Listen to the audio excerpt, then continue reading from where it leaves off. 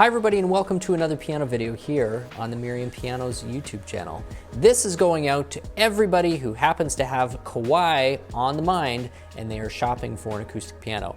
This is a collection of answers to questions that we get here in the showroom all the time. Kawai is just one of several brands that we proudly support here at Merriam Pianos, but it's a big one and certainly one that has a global presence, and so I know that there are a lot of people out there who may actually really enjoy hearing the answers to these popular questions.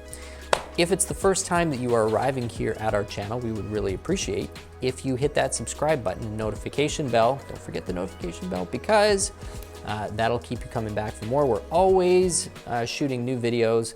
We try and keep them entertaining, musical, fun, and of course high value to you, whether you're a shopper or a musical hobbyist, aficionado, anything in between. So without further ado, let's get started with answering these popular Kawai acoustic questions right away.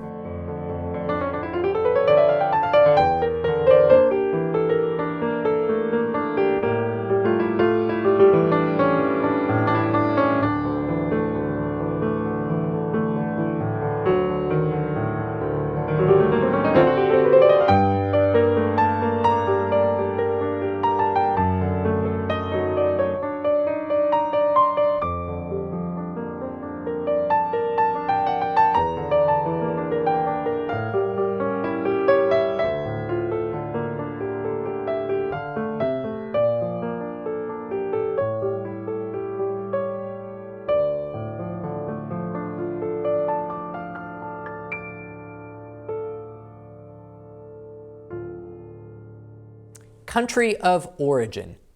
We get this question a lot. Where are Kawais made? Some people make the assumption that because it starts with K, I think this is probably just a subliminal association, that it must be Korean. Or other people think because it has, obviously there's a bit of an Asian sound to it, they take a guess at perhaps it's Chinese. If they're just hearing about it for the first time, maybe like, oh, maybe this is one of these new Chinese brands. Kawai is Japanese. Both in terms of its historical origin and where the majority of the acoustic pianos sold around the world are still manufactured in their entirety. So Kawai started in Japan back in 1927. It was founded in Hamamatsu, which is known as Music City. For people who have visited it, you will see these kind of musical cues all around the city, and it actually is the historical home for many musical instrument manufacturers that we know, Yamaha being another one, Roland being another one. So lots of music happening in Hamamatsu, and Kawai started back in 1927. They have consistently been manufacturing in Japan. They did branch out and at one point had some manufacturing in the United States, I believe in North Carolina if I'm not mistaken. They also have a factory in Indonesia, in Karawang, and for their domestic Chinese customers, they have some Chinese production as well.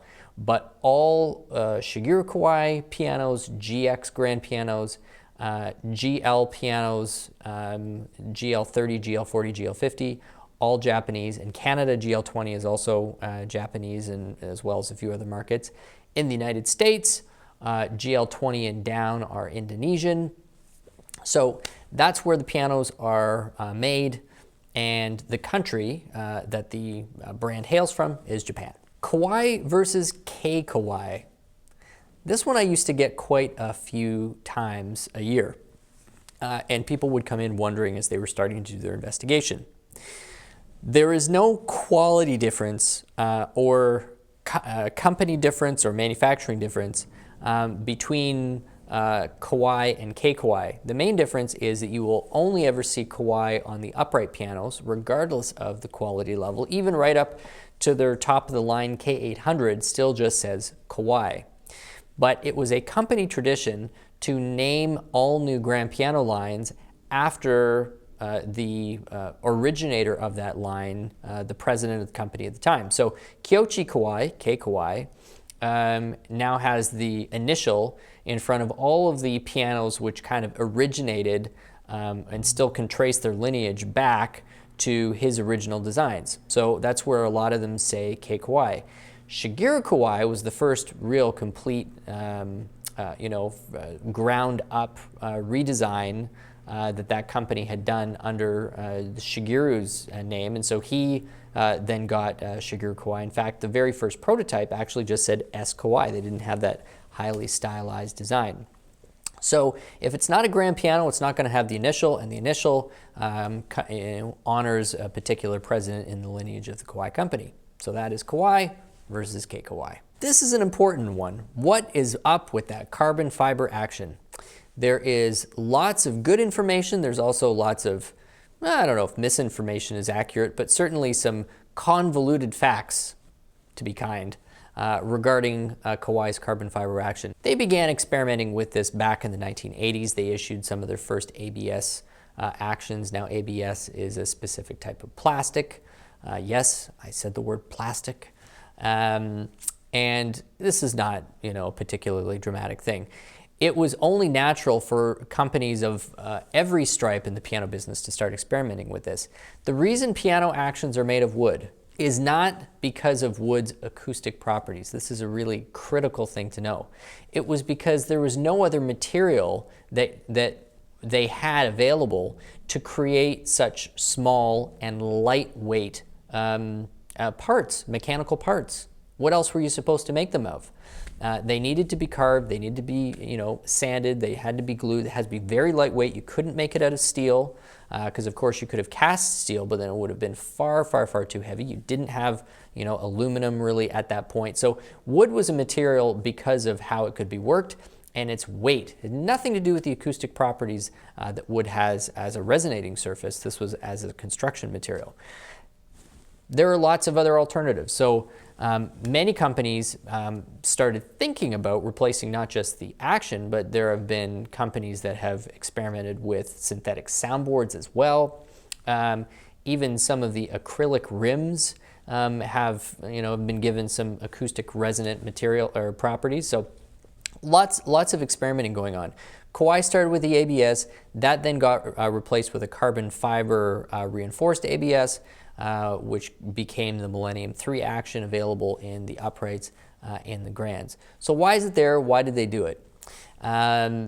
This really solves a couple of problems that inexpensive wood actions, cheap wood actions did, which is that they're more climatically stable. Once you regulate them, they don't have to be regulated nearly as often. They're more durable. And it's also more lightweight, so it gives you a little more options in terms of how you set your geometries and your weighting in terms of your keys and all of that stuff in the piano. So it has some physical benefits. Are really great wood actions less good than a Kawai carbon fiber action? No, not really. If you've got super well-aged, stable, old hardwood and you're making your actions out of that material, and you're regulating it and you're properly curing it and all of that, that wood is going to be just fine. So for people wondering, well, if it's so good, why aren't Bechsteins using it? Why aren't Steinways using it? Well, because if you actually go to the trouble of making a great wood action the way they were always supposed to be made, it's really not that bad. But if you're using super young wood that hasn't been cured, that hasn't really been stabilized, and then you're building an action, you're not regulating it that well, this is where there's huge advantages to go with the synthetic material that Kawai has used in the carbon fiber. So lots of mechanical advantages, lots of maintenance advantages. Any musical advantages really comes from the fact that it gives piano designers a little more freedom because of the reduced weight. So there you go. Anybody wondering about that and wondering whether it's this giant, huge benefit or whether it's this really, really crazy thing to stay away from, hopefully that's kind of given you a balanced view of what Kawai's carbon fiber actions are all about. Kawai versus Yamaha, possibly one of the most common questions asked by the piano industry. Why? Well, both are huge, both make pianos out of Japan, and for people looking in the mid-range, Kawai and Yamaha have been making the top choices for several decades. So it is a common matchup. Is Kawai better than Yamaha? Is Yamaha better than Kawai? There have been decades in the past where I think Yamaha's designs have been superior to Kawai's.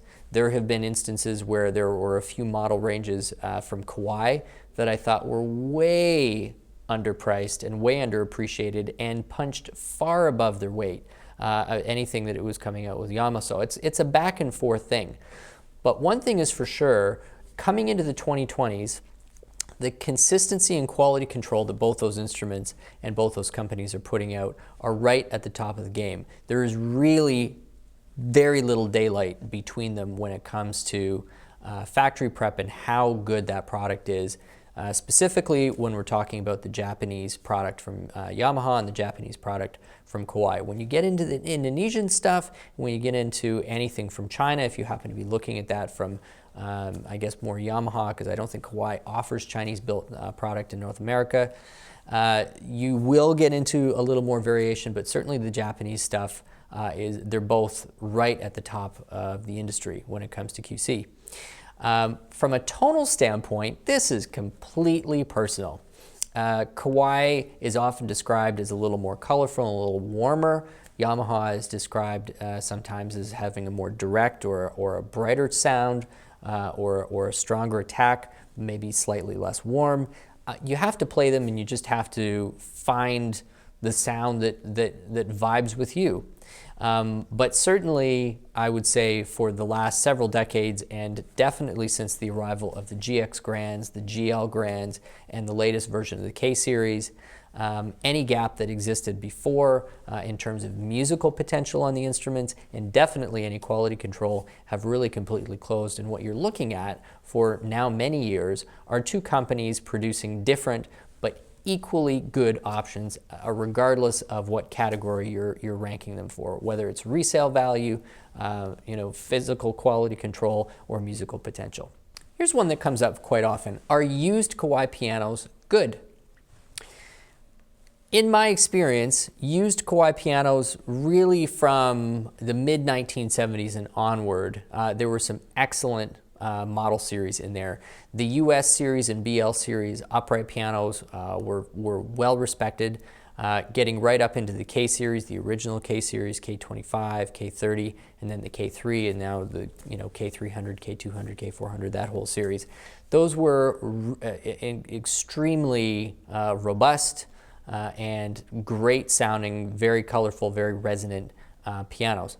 On the grand piano side, the KG series is something that's certainly earned its a reputation for being durable, musically satisfying, and 30, 40 years in, still quite a solid resale value for those instruments as well.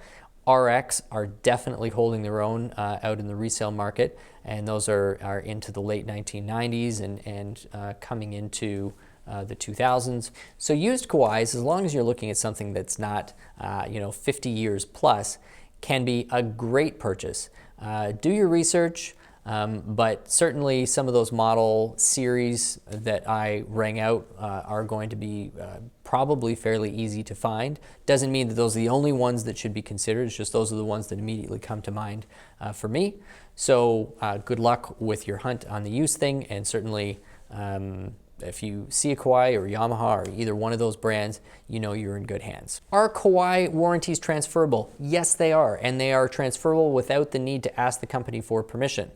This applies to acoustic pianos only. So if you are the purchaser of an instrument and you decide to sell it within the warranty period, whoever has that instrument, as long as they can produce some type of paperwork where it was purchased and the date it was purchased, they will be eligible for warranty service anywhere that instrument resides in the world. The warranties generally with Kawai fall back on the distribution units. So there's Kawai Europe, there's Kawai US, which covers Canada as well, there's Kawai Australia, and then Kawai, I believe, through Asia distributes actually directly through their Japanese unit. So that's who would be responsible for issuing warranty care and warranty service.